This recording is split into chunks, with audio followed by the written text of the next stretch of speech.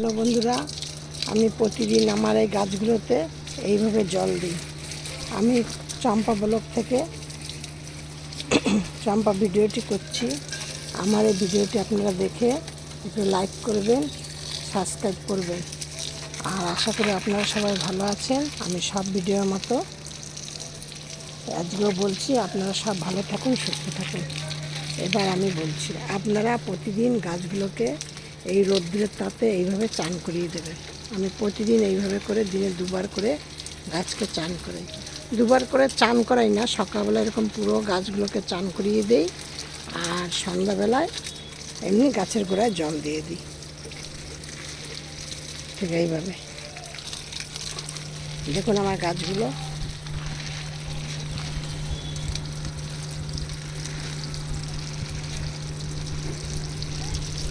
সারাদিন যদি সকালবেলা এরকম চান করিয়ে দেওয়া হয়, তাহলে সারাদিন গাছগুলো খুব সুন্দর থাকে।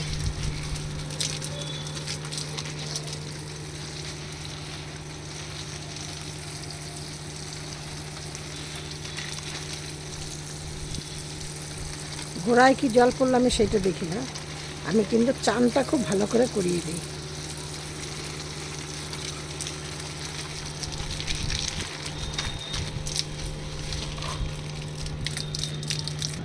এই দেখুন এই ফুলটি কত বড় ফুটেছে এবং কত সুন্দর।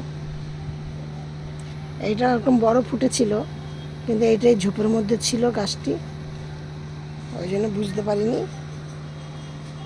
এই দেখুন এই গাছটা কড়ি চলে এসছে। যা, একটা কড়ি পড়ে গেল গো, ছি ছি ছি। আপনারা প্রতিদিন সকালবেলা এইভাবে গাছগুলোকে চান করিয়ে দেবেন। সকালে হোক সন্ধ্যায় হোক একটা হিসাব করে দেবেন, মানে যেটা করবেন প্রতিদিন এক টাইমই করবেন। তাহলে গাছগুলো খুব ভালো থাকবে, সতেজ থাকবে এবং সুন্দর হবে। কালারগুলো, গাছের ফুলগুলি কত বড় বড় ফুটছে দেখুন।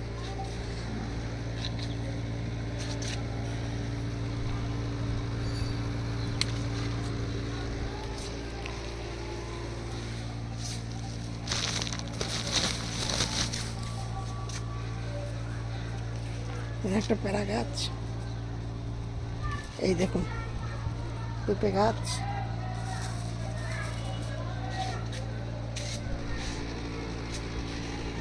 আমি পঞ্চমুখী জবা ফুল গাছের গোড়ায় আমি কী দেই, এই নিয়ে আমি আগামীতে একটা ভিডিও করব।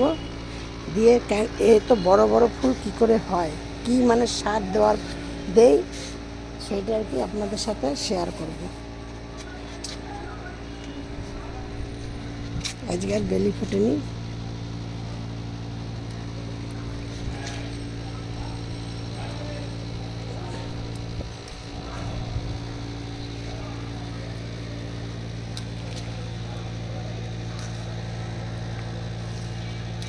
নয়নতারা আমার বাড়িতে প্রায় 7-8টা কালার আছে।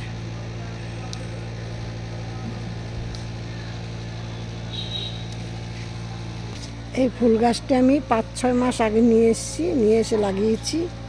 দেখুন ওরা বলেছিল হলুদ রঙের পদ্ম ফুল, এবার জানি না করি এসছে, দেখি ফুলটি ফুটুক, তারপর হলুদ না সাদা না ঘিয়ে সেটা আপনাদের সাথে শেয়ার করব। আমার ভিডিওটি দেখে একটু সাবস্ক্রাইব করবেন, একটু লাইক করবেন।